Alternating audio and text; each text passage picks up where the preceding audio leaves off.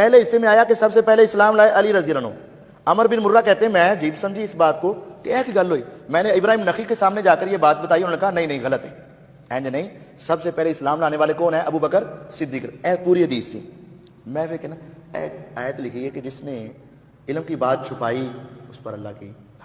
مرزا صاحب نے یہ حدیث پڑھی تھی کہ نہیں پڑھی تھی؟ ہم نہیں کہیں گے نہیں پڑھی تھی، ہم کہیں گے پڑھا لکھا آدمی ہے، اس نے حدیث پڑھی تھی اور پڑھ کے آدھی نقل کی اور آدھی چھپا دی، تو پھر یہ مرزا صاحب کے اوپر نے الزام لگایا جی میں نے کربلا والے ریسرچ پیپر میں جی حدیث آدھی لکھی ہے ترمذی کی کہ جی سب سے پہلے جس شخص نے اسلام قبول کیا وہ علی ابن ابی طالب ہیں، زید ابن ارقم کہتے ہیں۔ وہ کہتے ہیں نہیں، اس کے آگے لکھا ہوا ہے کہ ابراہیم نخی کہتے ہیں کہ سب سے پہلے حضرت ابوبکر نے اسلام قبول کیا۔ جامع ترمذی کی حدیث ہے، حدیث نمبر 37-35 اوتے لکھے ہے۔ حضرت ابو حمزہ انصاری تابعی رحمہ اللہ بیان کرتے ہیں میں نے سیدنا زید بن ارقم رضی اللہ عنہ کو سنا، وہ فرمایا کرتے تھے پہلا شخص جو اسلام لایا وہ سیدنا علی بن ابی طالب رضی اللہ عنہ تھے۔ ایتھے گل ختم ہو گئی۔ پہلا شخص جو اسلام لایا وہ کون تھے؟ علی بن ابی طالب رضی اللہ عنہ تھے۔ اسلام 360 جامع ترمذی 37-35۔ اسی کہی دا کڈو، آپ میں سے کسی نے نکالی ہے؟ کسی کے پاس آیا نکالی ہے؟ ذرا پڑھ کے سناؤ کھڑے ہو کے، پڑھ دو کوئی بات نہیں، چلو اتنی سمجھ آ جائے گی بس۔ اے حدیث ایتھوں تک سی، پہلے حصے میں آیا کہ سب سے پہلے اسلام لائے علی رضی اللہ عنہ۔ عمر بن مرہ کہتے ہیں میں عجیب سمجھی اس بات کو کہ ایک گل ہوئی، میں نے ابراہیم نخی کے سامنے جا کر یہ بات بتائی، انہوں نے کہا نہیں غلط ہے، اینج نہیں، سب سے پہلے اسلام لانے والے کون ہیں؟ ابو بکر صدیق۔ اے پوری حدیث سی میں پھر کہنا ایک آیت لکھی ہے کہ جس نے علم کی بات چھپائی اس پر اللہ کی۔ مرزا صاحب نے یہ حدیث پڑھی تھی کہ نہیں پڑھی تھی؟ ہم نہیں کہیں گے نہیں پڑھی تھی، ہم کہیں گے پڑھا لکھا آدمی ہے، اس نے حدیث پڑھی تھی اور پڑھ کے آدھی نقل کی اور آدھی چھپا دی، تو پھر یہ مرزا صاحب کے اوپر۔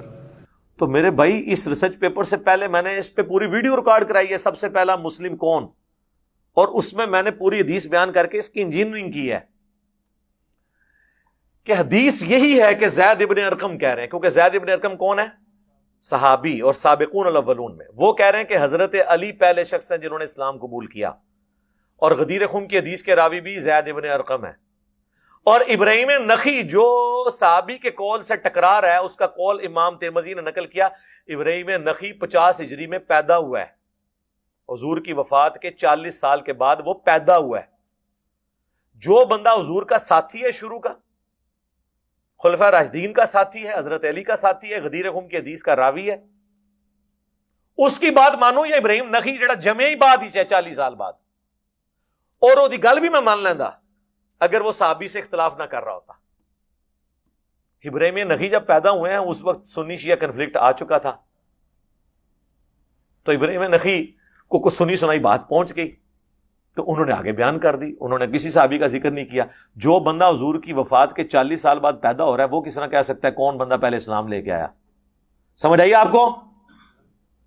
اسی لیے شیخ زبیلی زئی رحمہ اللہ نے جب حضرت علی کی فضیلت میں ترمذی کی حدیث لکھی ہے نا، یہ والی کہ زید ابن ارقم کہتے ہیں پہلا شخص جو مسلمان ہوا وہ علی ابن ابی طالب، میں ساتھ لکھا کہ تابعی صغیر، چھوٹا تابعی، اس نے زید ابن ارقم کی مخالفت کرتے ہوئے کہا کہ حضرت ابو بکر پہلی دفعہ اسلام لے کے آئے۔ تو زبیلی زئی صاحب نے اس کے اوپر جو تبصرہ کیا ہے نا وہ نٹوریس انداز میں کیا ہے کہ اس کی کیا اوقات ہے کہ ایک صحابی سے اختلاف کر رہا ہے۔ امام مسلم نے مقدمے میں لکھا ہے تابعی کی مرسل کوئی شے نہیں ہے جب تک صحابی کو مینشن نہ کرے۔ تو جو روایت ہی مرسل چھوٹی ہوئی اور صحابی سے ٹکرا رہی ہے وہ اگر میں نے اس میں نہیں لکھی تو اس لیے نہیں لکھی کہ میں اس کے اوپر لکھ رہا ہوں کہ میں صرف صحیح روایتیں لکھ رہا ہوں۔ اگر میں یہ جعلی کام ساتھ لکھتا نا تو مجھے تین لائنیں اور لکھنی پڑنی بتانے کے لیے، تو وہ میں نے اپنا ٹائم تو نہیں ضائع کرنا۔ البتہ جب میں نے ویڈیو ریکارڈ کی اس میں نے پوری بات کی۔ ٹھیک ہے، بات سمجھ آئی؟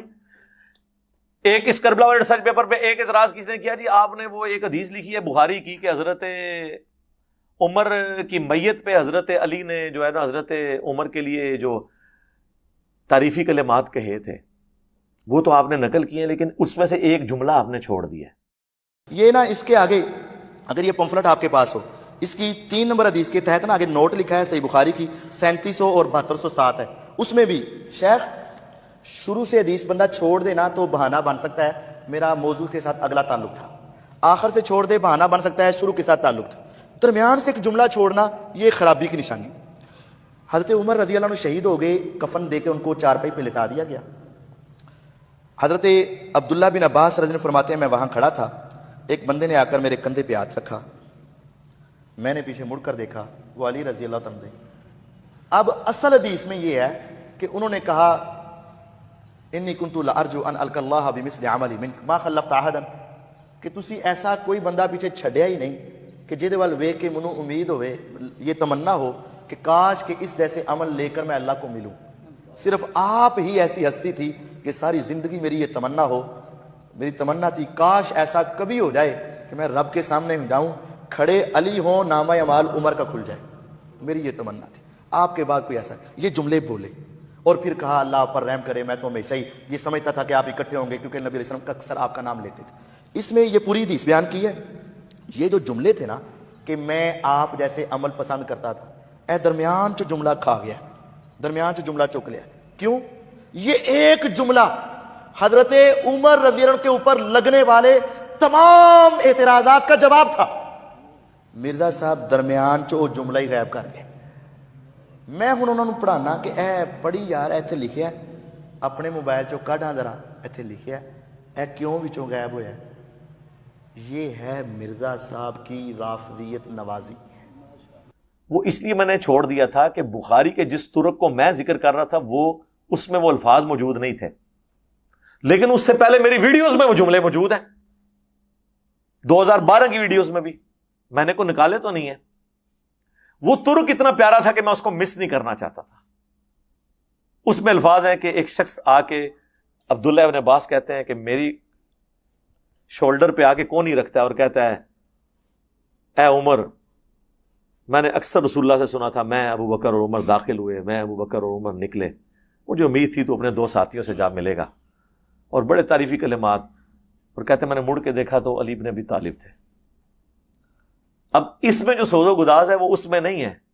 دوسرے طریق میں آتا ہے کہ علی بن ابی طالب آئے اور انہوں نے کونی رکھی میرے کندھے پہ، اور حضرت علی، اس میں وہ سسپینس اور چسکا ہی نہیں ہے جو اس میں ہے، کیونکہ یہاں انہوں نے مختصر بات کی ہے، وہ اینڈ پہ انہوں نے مڑ کے دیکھا تھا، تو یہ سسپینس باقی رہتا ہے۔ میں نے وہ والا طریق ڈالا ہے۔ اور اس سے آگے اس ظالم سے پوچھو، اس سے آگے حدیث میں نے بخاری کی نقل کی ہے کہ حضرت علی سے ان کا بیٹا پوچھتا ہے کہ بتائیں رسول اللہ کے بعد اس امت میں سب سے افضل کون ہے؟ تو کہتے ہیں ابو بکر۔ وہ پوچھتا ہے اس کے بعد کون؟ تو کہتے ہیں عمر، اور کہتے ہیں میں نے سوچا اس کے بعد میرے ابا جی حضرت عثمان کا نام لیں گے، تو میں نے کہا ابا جی اس کے بعد تو پھر آپ ہی ہوں گے، محمد بن حنفیہ کہتے ہیں۔ تو حضرت علی نے کہا کہ میں تو عام مسلمانوں میں سے ایک مسلمان ہوں۔ عاجزی، وَمَنْ أَحْسَنُ قَوْلًا مِّمَّنْ دَعَا إِلَى اللَّهِ وَعَمِلَ صَالِحًا وَقَالَ إِنَّنِي مِنَ الْمُسْلِمِينَ۔ اس سے بہتر کس کی بات ہے جو لوگوں کو اللہ کی طرف بلائے اور نیک اعمال کرے خود بھی، اور کہ میں بھی عام مسلمان ہوں۔ تو یہ حدیث تو میں نے کربلا ریسرچ پیپر میں ڈالی ہوئی ہے۔ یہ زیادہ تگڑی بات ہے، یا بہت زیادہ تگڑی بات ہے کہ میں وہ جملہ کہ میں عمر کے اعمال پہ رش کروں گا، تو وہ اس طریق میں نہیں تھی، وہ تو کئی ایک طریق اس میں جو ہے وہ شامل نہیں ہے۔ اوورال ہم نے مقدمہ رکھا ہے، اور جب میں نے لاتا سے لیکچرز میں اس سے بھی 5 سال پہلے بیان کیا اور ابھی تک کئی جگہ میں نے بیان کیا ہے، تو میری نیت کے اوپر نیت تو آپ کی شک میں ہے۔ اہل حدیثوں نے 3 کتابیں لکھی، تینوں میں غدیر خم کی حدیث میں تعریف کر کے قرآن اور سنت کر دیا، اہل بیت کا نام نکال دیا۔ بے ایمانی یہ ہوتی ہے۔